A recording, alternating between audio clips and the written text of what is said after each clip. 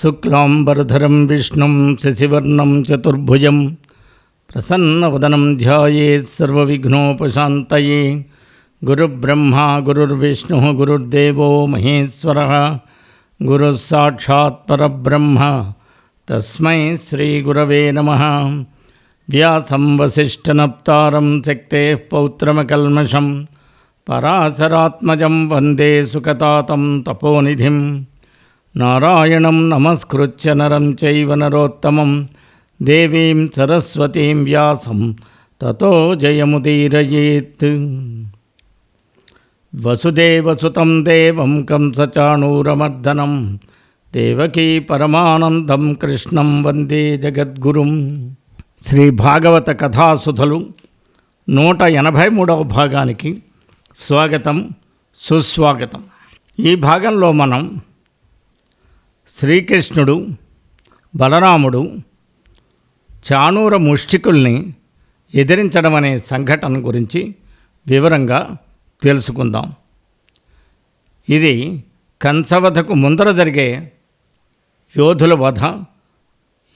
చాలా మహిమాన్వితమైనది, చాలా గొప్పది. ఇటువంటి బలప్రదర్శన చేసిన శ్రీకృష్ణుడు బలరాముడు వారిని మధురానగర వాసులు ఎంతగా ప్రశంసించారో మనం మున్ముందు తెలుసుకుందాం. ధీరుల ఆ బలరామకృష్ణుడు ఆ కువలయమనే ఏనుగుని చంపి వస్తున్నారు. వస్తుంటే భోజరాజు అయినటువంటి, అంటే భోజవంశం వాడైనటువంటి కంసుడు చాలా మనస్సులో నొచ్చుకుని మిక్కిలి భయపడ్డాడు. జరిగిన విషయం మామూలుది కాదు, ఇక జరగబోయేదేమిటా అని ఆలోచిస్తున్నాడు. ధీరుల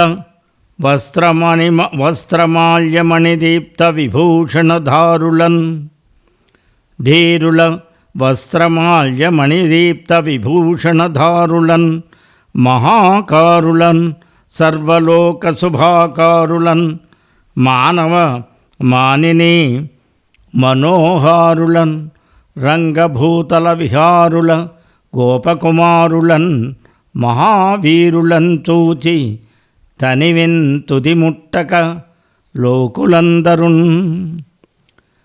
బలరామకృష్ణులు నడిచి వస్తుంటే వాళ్ళని చూసి మురిసిపోతున్నారు మనసులో ఆ పురజనులంతా.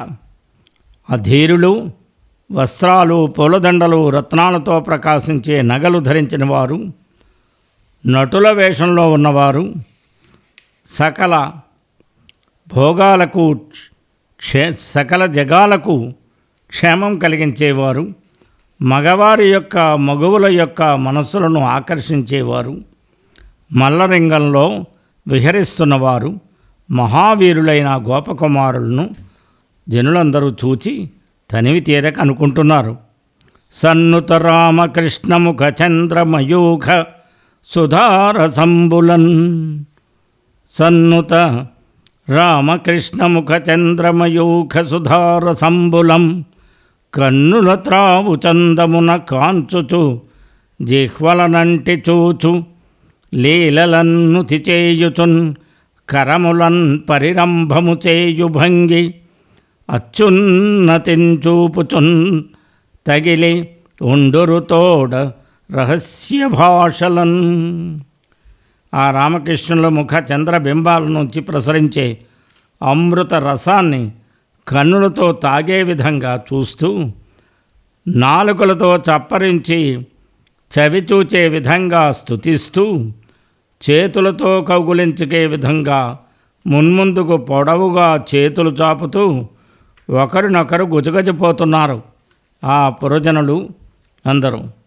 వసుదేవుని నివాసంబున వసుధన్ రక్షింపవీరు వైష్ణవ తేజోల్లాసమున పుట్టినారట, పసిబిడ్డల నంగచనదు పరదేవతలన్. వీరు మామూలు వాళ్ళు కాదు, దేవతాస్వరూపులే, మహావిష్ణు అవతారంలో ఉన్నవాళ్లే. భూమిని కాపాడడానికి వసుదేవుని గృహంలో జన్మించారట. ఇది అంతా మాట్లాడుకుంటున్నారు అని ఇంకా అంటున్నారు. చంపె రెక్కసిన్ పట్టి చక్రవాకుని కూల్చి పటద్రొబ్బె మద్దులన్ బకుని చేరే అగదైత్యు బొరిగొని అదరి వశ్చకుద్రుంచే గిరి ఎత్తి దేవేంద్రు గ్రెందు పరిచే కాళియుమర్దించె గగనానల ముంత్రావే కేసినంత అంతకపురి క్రేవ కనిచే మయుపుత్రు పరిమార్చె మరియును దానవ భటులను మర్దించి గోపకులను గాచె గోపకాంతల మనసులను కోర్కె తీర్చే నీ సరోరుహ లోచనుండి శుభాంగుడు ఈ మహామహుడు ఈ దిగ్గజేంద్ర విభుడు మనుజమాతృడై తలపోయ మాధవుండు. ఎన్నో ఘనకార్యాలు చేశాడు శ్రీకృష్ణుడు. ఈయనేమన్నా మానవమాత్రుడా అని శ్రీకృష్ణుడు ఏమి ఘనకార్యాలు చేశాడో అన్నీ చెప్తున్నారు పోతన గారి పద్యంలో. పోతనను పట్టి చంపాడు, సుడిగాలి అయిన తృణావర్తుని హతమార్చాడు, మద్దిమాకుల్ని పడగొట్టాడు, బకాసురుణ్ణి సంహరించాడు, అఘుడనే రాక్షసుణ్ణి అంతం చేశాడు, వత్సాసురుణ్ణి వధించాడు, గోవర్ధనగిరిని ఎత్తి దేవేంద్రుడి యొక్క గర్వాన్ని అణిచాడు, కాళీయుడనే నాగరాజును మర్దించాడు, కార్చిచ్చును తాగాడు, కేసి అనే దానవుణ్ణి యముని చెంతకు పంపాడు, వ్యోమకాసురుణ్ణి నిర్మూలించాడు, ఎందరో రాక్షస వీరులని దునుమాడి గోపకులను కాపాడాడు. అటువంటి వాడు సామాన్యుడా అని ఆలోచిస్తున్నారు. ఈ లోపల రామకృష్ణులు తోటి చాణూరుడు అంటున్నాడు, ఏమయ్యా అడవిదారుల్లో గొల్ల బురుతలతోటి కలిసి దూడలు మేపుతూ జట్టి పోరులతో చాలా నేర్పు గడించావని ఈ పుడములోని జనులని చెప్పుకుంటూ ఉండగా మా మహారాజు నిన్ను మల్ల యుద్ధ క్రీడకి ఇక్కడికి రప్పించాడు. ఇప్పుడు ఇక్కడి మల్లరింగంలో సభాసదులు చూస్తుండగా మన పరాక్రమాలు కొంత ప్రదర్శించాలి కదా. జవసత్వంబు మేలే సాముగలదే సత్రాణమేమేను భూప్రవరంబోచనమిమ్మనంగవలనే పాళీలభీష్టంబులే పనివో కాక కృతాంతదండకమవో పాలాక్షునేత్రాగ్నివో నవనీతంబుల ముద్ద కాదుమసగన్ ఆ ముష్టి గోపార్భక. వేగం బలం ఏమన్నా ఉన్నాయా నీకు? సాములో నేర్పుందా? శరీరానికి రక్షణ ఉందా? రాజుకు చెప్పేమన్నా పాలు తెప్పించాలా? పాళీలు మీకు ఇష్టమేనా? ఒరే గొల్లకుర్రాడా, నీవేం వజ్రాయుధుడు రా, యమదండానివా, ముక్కంటి కంటి వంటావా, నా పిడికిలి మెక్కడానికి వెన్నముద్దలు కావు సుమా అన్నాడు అని చెప్పి దెప్పుతున్నాడన్నమాట చాణూరుడు. అప్పుడు కృష్ణుడు అంటున్నాడు, సాములు లేవు పిన్నలము సత్వము కలదనరాదు మల్ల సంగ్రామ విశారుదుల్ కులిస కర్కస దేహులు మీరు మీ కడన్నేముర చెరించుటెట్లు ధరణీపతి వేట్కలు చేయువారమున్ కాము వినోదముల్ సలుపగాదనవచ్చునే ఒక మాటికిన్. మాకు సాములు తెలియవు, మేము చాలా చిన్నవాళ్ళం, సత్తువు చాలా ఉందని నేను చెప్పలేను. మీరో మల్ల యుద్ధంలో నిష్ణాతులు, వజ్రాయుధం మాదిరి కరకైన శరీరం కలవారు, ఇట్టి మీతో మేమెలా తలపడగలం? మీ రాజుగారికి వేడుకను కలిగించే వాళ్ళము కాము. అయినా వినోదం కోసం మీరు పోరాటానికి ఆహ్వానిస్తే కాదని ఎలా అంటాం అని చెప్పి అంటుంటే, ఆవురావు గొల్లకుర్రా, నాతో పెనుగులాడానికి నీవెంత వాడివి? నీవు నాకు సమానుడివా అంటున్నాడు చాణూరుడు. నేను లోకప్రసిద్ధుణ్ణి, శుద్ధమైన కులంలో పుట్టినవాణ్ణి, మంచి గుణాలు కలవాణ్ణి, సత్కర్మలు ఆచరించే స్వభావం కలవాణ్ణి. నీకు నాకు ఉండే బల సంపదలు ఉన్నాయా? నాకుండే బల సంపదలు ఉన్నాయా? ఈ రాచవీధిలో పోరాటం అంటే గొల్లల ముందు కుప్పిగంతులు వేయడం కాదు సుమా, ఆలోచించుకో అన్నాడు. అని స్థాణున్మెచ్చడు బ్రహ్మ గైకొనడు విశ్వక్సేను నవ్వున్ జగత్ప్రాణున్ రమ్మనని ఇడుగాడని మహాబాహాబల ప్రౌఢి అక్షీణుం దాచికి అక్షీణుండు ఆజికి నెల్లినే తనడు వైచిత్రిన్ వినోదించు ఇచ్చారుణం డొక గోపబాలుడు అనికిన్ శక్తుండు కాకుండానే. ఈ చాణూరుడు ఈశ్వరుని కూడా మెచ్చుకోడు, బ్రహ్మదేవుణ్ణి లెక్క చేయడం, విశ్వక్సేనుని గేలి చేస్తాడు. తనకు సాటి రాడని వాసుదేవుణ్ణి సైతం రణరంగానికి రమ్మని పిలవడు. మిక్కుటమైన భుజ బలాదిరేకం తరగనివాడు యుద్ధానికి రేపు ఎల్లుండేని ఉండదు. విచిత్రంగా అలవోకగా కథనం చేస్తాడు. అందువలన నాతో యుద్ధం చేయడానికి నీకు చాలా కష్టం అని ఓ గొల్లవాడా అని చెప్తున్నాడు. చలమును నను దాసి జలరాసి చొరరాదు, నిగిడి గోత్రము దండ నిలువరాదు, ఖేడించి కుంభిని క్రిందికి పోరాదు, మనుజ సింహుండనని మలయరాదు, చేరిన బడవైతు చెయ్యి సాపగా రాదు, బెరసినా ముందటన్ పెరుగరాదు, భూనాద హింసకు పోరాదునన్ మీరి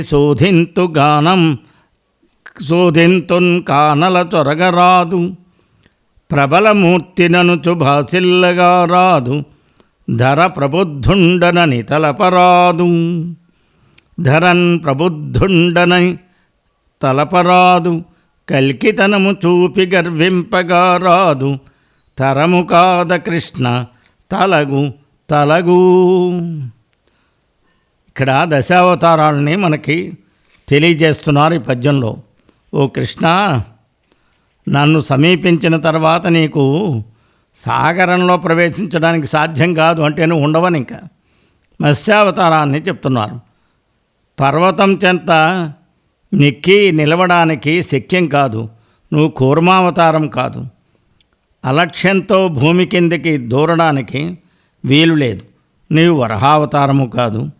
సింహం వంటి పురుషుణ్ణని పొగరుగా తిరగడానికి కుదరదు. ఇది నరసింహావతారం. దగ్గరకు వస్తే పడతోస్తా కనుక చెయ్యి చాటడానికి సందు దొరకడం. వామనావతారాన్ని ఇక్కడ స్ఫురిస్తున్నారు. పెనగి నా ఎదుట పెచ్చు పెరగడం అలవి కాని పని. త్రివిక్రమ స్ఫురణ చేస్తున్నారు.